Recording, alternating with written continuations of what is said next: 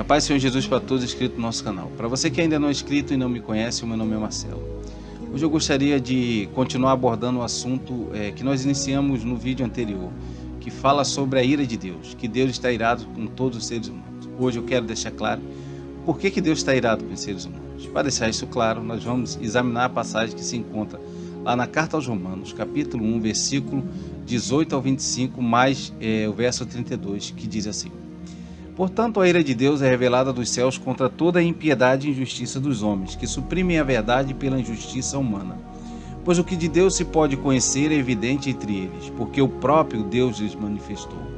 Pois desde a criação do mundo, os atributos invisíveis de Deus, seu eterno poder e sua natureza divina têm sido observados claramente, podendo ser compreendidos por intermédio de tudo o que foi criado, de maneira que tais pessoas são indesculpáveis.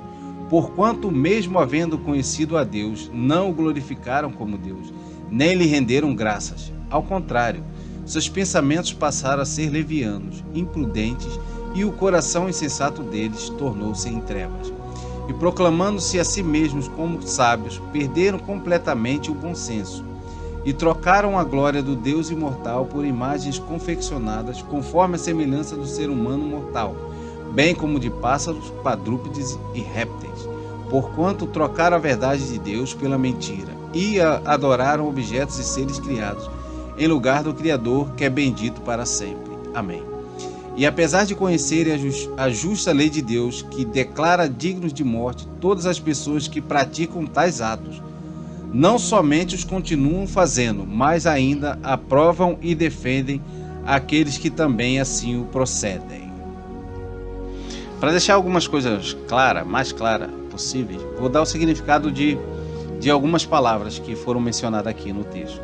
A primeira delas, impiedade. Impiedade quer dizer desrespeito para com Deus. Segunda palavra é suprimir. Suprimir quer dizer tentar apagar da existência.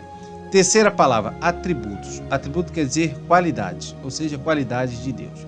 Então, de maneira clara, Deus está irado com os seres humanos, porque esses estão desrespeitando uma pessoa dele, ao tentar apagar da existência toda e qualquer informação a respeito da pessoa dele. A ira de Deus vem sobre os seres humanos porque estamos desrespeitando a pessoa dele ao tentar apagar da história informação a respeito da pessoa dele. Aí o apóstolo Paulo, na sequência, deixa claro que esse ato de desrespeito a Deus não é por ignorância, não é porque nós não conhecemos a Deus, porque ele diz que tudo que se pode conhecer de Deus, o próprio Deus se manifestou diante dos seres humanos, o próprio Deus revelou aos seres humanos. Então não pode haver o argumento da ignorância. Aí, na sequência ele diz quando Deus se revelou aos seres humanos, desde a criação do mundo. No momento que Deus criou todas as coisas, na sequência criou os seres humanos, nesse exato momento Deus se revelou aos seres humanos. E o que isso deixa claro é que nós não poderemos também alegar que em determinado período da história humana nós fomos ignorantes a respeito da pessoa de Deus, que nós não conhecíamos Deus em determinado período. Esse argumento não vai existir, porque foi desde a criação do mundo que Deus se revelou aos seres humanos. O apóstolo Paulo continua dizendo o seguinte: o que Deus revelou a respeito das suas qualidades aos seres humanos? Deus revelou os seus atributos invisíveis, seu eterno poder e sua natureza divina. O que é que o apóstolo Paulo quer deixar claro aqui com essas afirmações?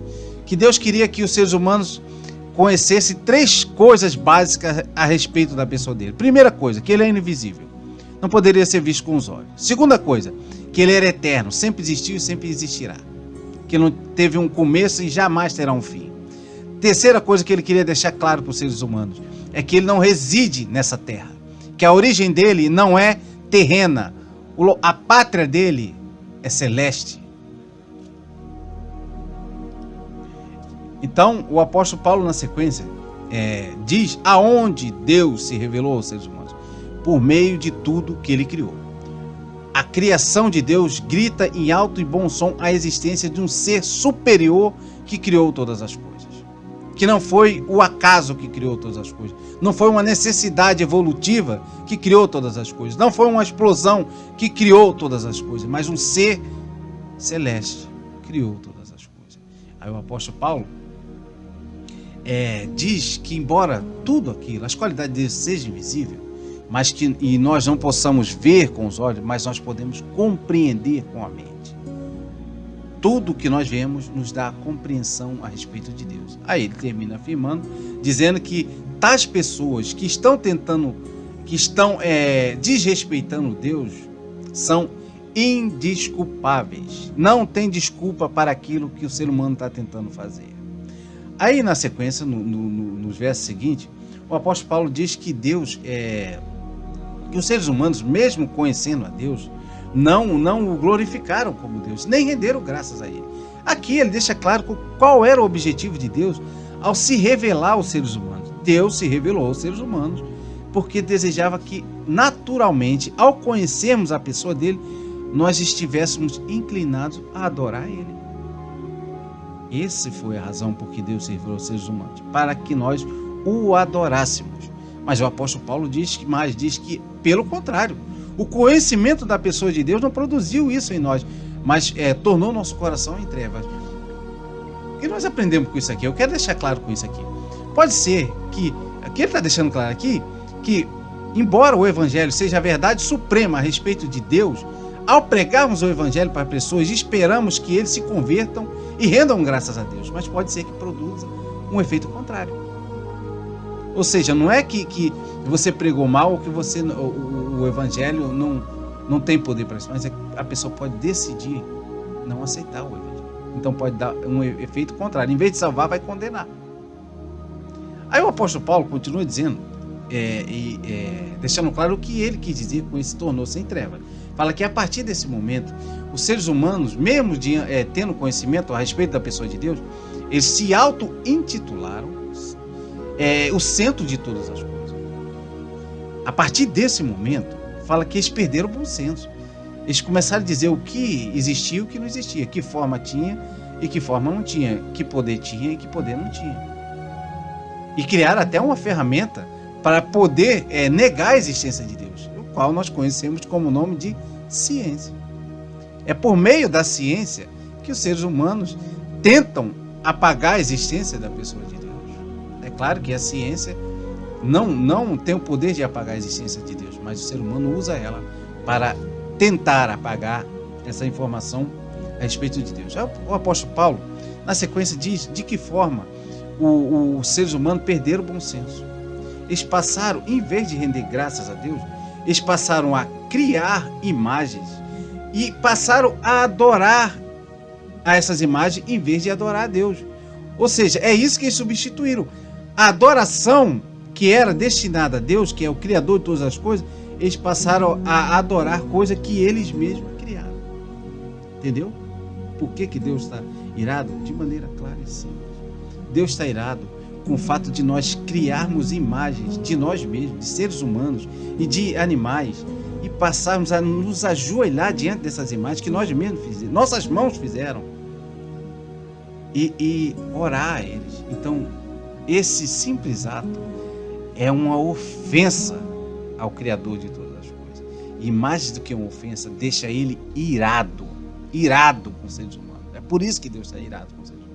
Aí na sequência o apóstolo Paulo diz que os seres humanos também não são inocentes a respeito do conhecimento que esse ato fere diretamente a justiça de Deus. E essa justiça exige que tais pessoas que praticam esse ato de se ajoelhar diante de imagens e orar a essas imagens sejam condenados à morte.